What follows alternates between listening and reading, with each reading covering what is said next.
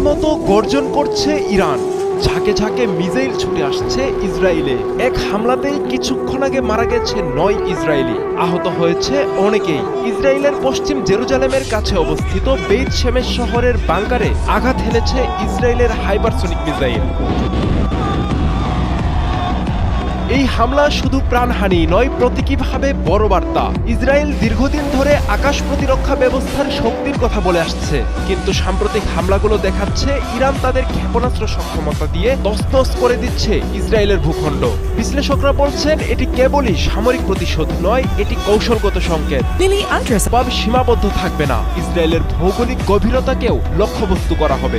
ইসরায়েলের নিরাপত্তা নীতির কেন্দ্রে ছিল ডিটারেন্স বা প্রতিরোধ ক্ষমতা, কিন্তু ইরান ইসরায়েলের ভূখণ্ডে ধ্বংসযজ্ঞ চালিয়ে ভেঙে দিয়েছে সেই প্রতিরোধ তত্ত্ব।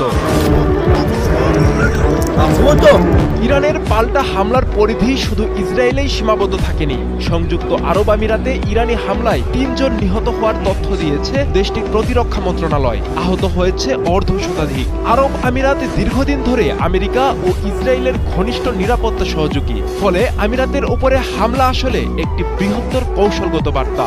একই ধারাবাহিকতায় কুয়েতেও হামলা করেছে ইরান। কুয়েত স্বাস্থ্য মন্ত্রণালয়ের তথ্য অনুযায়ী ১ জন নিহত সহ আহত হয়েছেন ৩২ জন। কুয়েত উপসাগরীয় অঞ্চলে মার্কিন সামরিক উপস্থিতির একটি গুরুত্বপূর্ণ কেন্দ্র। ফলে এই হামলাকে অনেকেই দেখছেন ইরানের বার্তা কেবল ইসরায়েল নয়, বরং মার্কিন প্রভাব বলয়ের প্রতিও। ইরান সরাসরি ইসরায়েলকে লক্ষ্যবস্তু করার পাশাপাশি আঞ্চলিক মিত্র দেশগুলোতেও আঘাত হেনে একটি বহুমাত্রিক চাপ তৈরি করছে। এতে ইসরায়েলের অভ্যন্তরে নিরাপত্তা সংকট তৈরি হবে, উপসাগরীয় মিত্রদের মধ্যে বিরাজ করবে আতঙ্ক ও অনিশ্চয়তা।